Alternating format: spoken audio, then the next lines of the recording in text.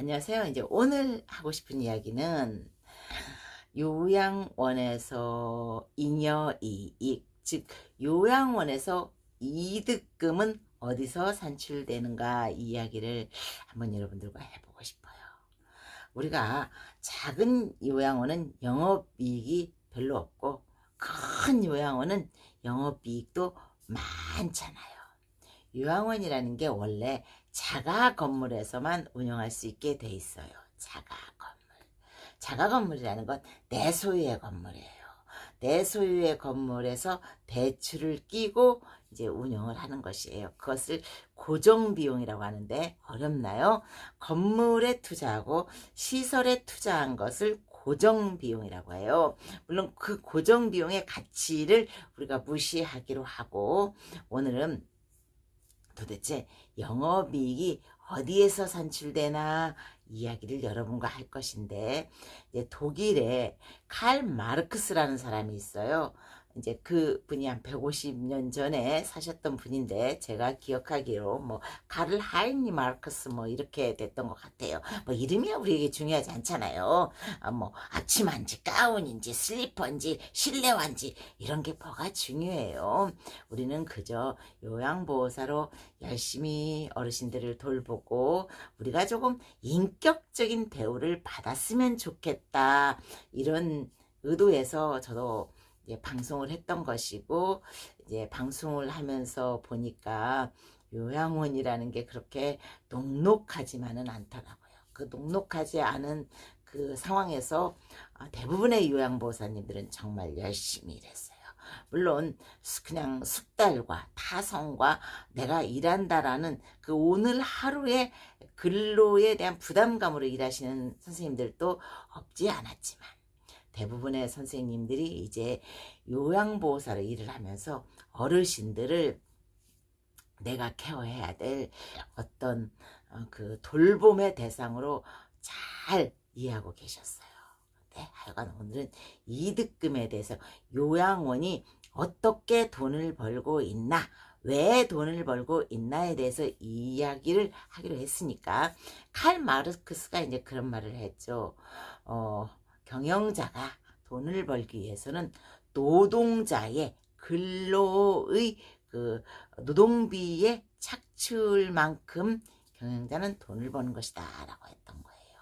그러니까 이 말이 무슨 말이냐면, 만약에 어떤 경영자가 10명의 근로자를 고용을 해요. 10명의 근로자를 고용을 해서 10씩 근로 이제 그 노동의 대가를 줄 그 잉여가 발생을 해요. 그러니까 근로자들이 10명에서 100의 노동력을 발휘를 해요. 10씩 이제 10명에게 돈을 줘야 되지만, 이제 9씩만 준다고 하면 근로자는 9를 벌게 되고 경영주는 10을 벌게 돼요. 10명의 근로자는 10의 근로 노동 대가를 받지 못하고 9를 받는 대신 하나씩을 이제 착취당하는 대신, 이건 칼마르크스의 주장이에요. 10명의 노동자가 1씩을 착취당하고 9씩의 그 임금을 받으면 경영주는 10이라는 잉여를 얻게 된다, 즉 부를 얻게 된다라고 한 거예요. 그런데 1만 착취당하는 게 아니라 2를 착취당한다면 근로자는 8에 노임을 받게 되지만, 10명이서 경영주는 20에 그 부를 얻게 된다라고 했어요. 그런데 우리가 이제 아까 띄워놓고 생각한 그 자가 빌딩이니까 고정비용이 있잖아요. 내가 고정비용이 있어. 이 시설비가 있거든. 그러니까 그 노임을 이제 1만 띄는 게 아니라 3을 뗀다. 그러면 고정비용도 있고 또 기타 등등도 있으니까 3을 떼. 너네는 7만 가져. 그러니까 근로자는 7에 노임을 한 달에 받게 되는 대신 경영주는 30의 영업이득 부를 얻게 되는 것이죠. 이해가시죠? 그러니까 노동자가 만약에 자기가 노동한 그 근로의 그 대가를 충분히 받는다면, 마르크스의 주장입니다. 경영자가 챙길 이득은 없다. 이렇게 이야기를 한 거예요. 왜? 불안 없는 곳에서 창출되는 것이 아니라 누군가 그 불을 이동을 시켜서 그 이동시킨 불을 분배하는 것이다 라고 했어요. 그런데 요양원에서 그 가치 창출은 제가 없다고 했잖아요. 가치 이동, 즉 재화의 이동, 돈의 이동은 그 주체가 다 요양보호사지요.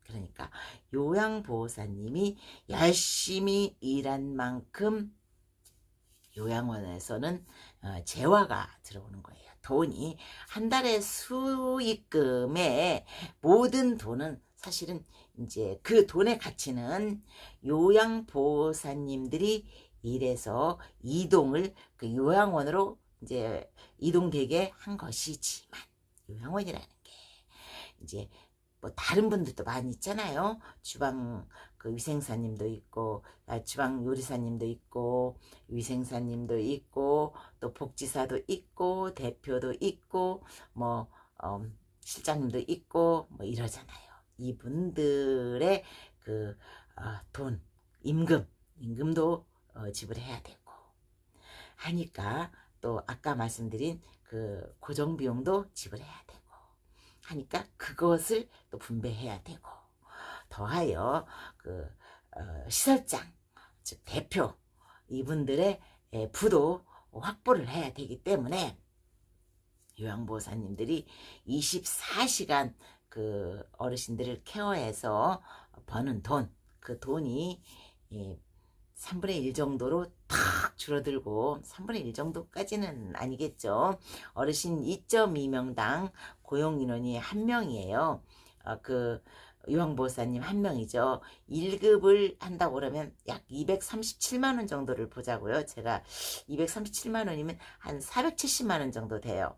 1급 어르신을 그 두 분이면 470만원, 2.2명이면은 요양보호사 1명이 어떤 요양원에 같이 재활을 즉 이동시키는 한 달에 돈이 500만원이라고 볼 수가 있어요. 그러면 그 돈에서 한 230만원 정도 되는 것 같아요. 떼기 전에, 세전에 보통 평균 230만원 주간하고 야간하고 뭐 또 그 뭐 수당 차이가 별로 안 나지만 약간 주간으로 본다고 하면 야간까지 봐야 되겠네요. 그럼 250만원 잡아요. 500만원 중에 250만원을 잡는 거예요. 그러니까 쉽게 생각하자고요. 여러분이 근무하는 요양원에 요양보호사님이 20명이면 500만원이 곱하기 20이니까 500 곱하기 2는 얼마예요? 1000이죠. 20이니까 한 달에 들어오는 요양원에 들어오는 재화가 1억이 되는 거예요. 그 1억에서 이제 분배를 하게 되는데 이해가시죠? 1억에서 이제 그 요양원의 운영비를 분배를 하게 되는 것이에요. 그러면 이제 다 떼고 나서 남는 게 대표님, 시설장, 즉 그것을 창업한 이득이 창업자의 이득으로 이제 그 칼마르크스는 착취라고 했는데 뭐 착취라기보다 이제 소득의 재분배라고 저는 그렇게 이야기를 할게요. 여러분 이해하셨죠?